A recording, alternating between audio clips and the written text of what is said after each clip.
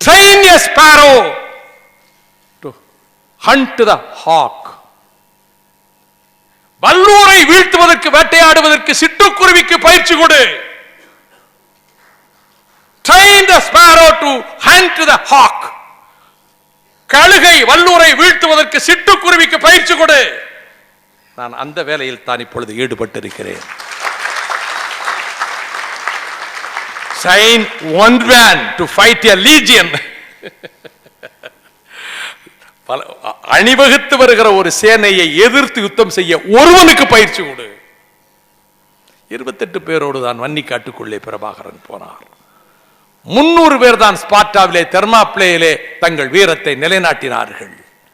அவர்கள் போகிற போக்கிலே அவர்கள் செத்ததற்கு பிறகு எங்கள் மீது கேடயங்கள் கிடந்தன, இந்த வழியாக போகிற பிரயாணிகளே போய் ஸ்பார்ட்டாவுக்கு சொல்லுங்கள், தங்கள் கடமையை முடித்துவிட்டு தெர்மாப்ளேயில் நிம்மதியாக தூங்கிக் கொண்டிருக்கிறார்கள் என்று ஸ்பார்ட்டாவிலே போய் சொல்லுங்கள் என்று சொன்னது இன்றைக்கும் கல்வெட்டிலே இருக்கிறது.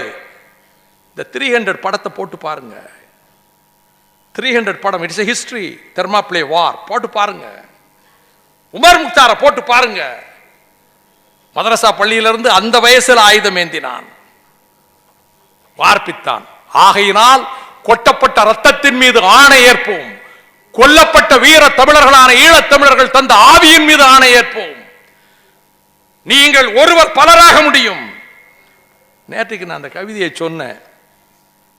சொல்லிட்டு இந்த கவிதையில் ஒரு வார்த்தையை மாற்றி இருக்கிறேன். நீங்கள் எல்லாம் படித்த பெரிய அறிவாளிகள், லிட்ரரி ஜீனியஸ் எல்லாம் வந்திருக்கீங்க. வைகோ என்னடா செல்லி கவிதையை மாற்றிட்டான்னு நீங்கள் நினைக்கக்கூடாது. செல்லி கவிதையில் ரைஸ் லைக் லயன்ஸ் ஆஃப்டர் ஸ்லம்பர்னு எழுதுனா, நான் I don't want to pronounce the word lion. ஏன்னா சிங்கள கொடியில் இப்போ லயனை வச்சிருக்கிறதுனால நான் லயன்கிற வார்த்தையை சொல்ல விரும்பல. Rise like tigers after slumber.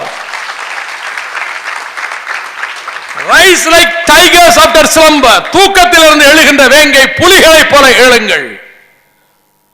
Throw your chains to earth like dew. மேலே விழும் பனித்துளிகளை உதறுவதை போல உங்கள் மீது பூட்டப்பட்ட விலங்குகளை உடைத்து மண்ணில் எரியுங்கள். which have fallen on you in sleep. நீங்க தூங்கும் போது விலங்க போட்டுட்டான்.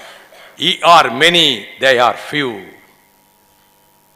அதை போல தம்பிகளே, நீங்கள் ஒரு இளைஞன் 100 பேரை தயாரிக்கலாம்.